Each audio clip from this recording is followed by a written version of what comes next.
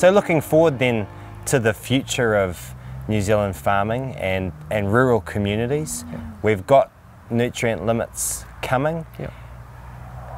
Is there room for a win-win here, or are we going to see the squeeze go on?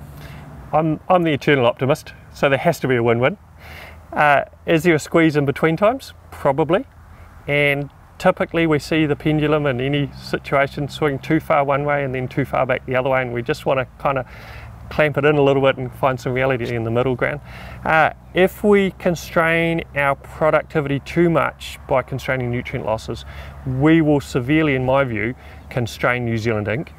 The community around us will probably take a bigger hit than what an individual farm will, and that's not diminishing the impact on individual farms, but they will respond as they'll need to do by constraining the amount of impact and products and services they buy in their community and staff they employ and all those following things.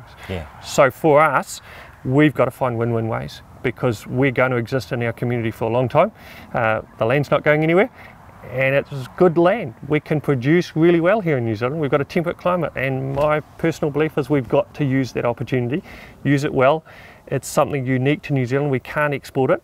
You know, you can buy a factory that produces something in New Zealand and set it up somewhere else in the world. You can't take my land from New Zealand.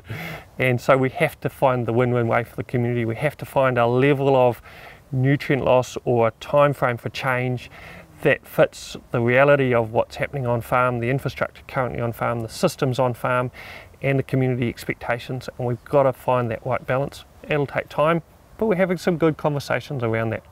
Of course, we're still waiting to see what some of that shapes up to be ultimately, but I'm optimistic we'll find ways forward.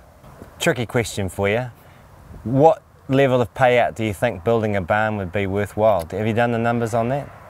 Well, it's not a tricky question, but it's a fabulous question, because what we tend to see is as payout goes up, costs go up.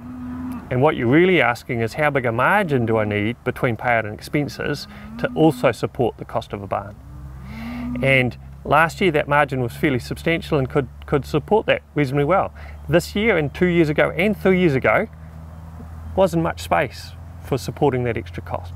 So unless we move into a regime where we have substantially higher payouts and low costs across the rest of our business, it's fairly hard, at least in a historical sense, to see much room for the kind of extra costs incurred by those facilities.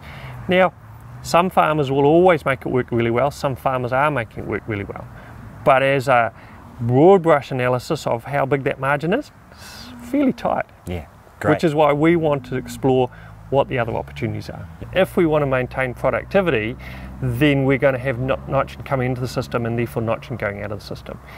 Now, the easy way of reducing nitrogen going out of the system is to reduce your total amount of production.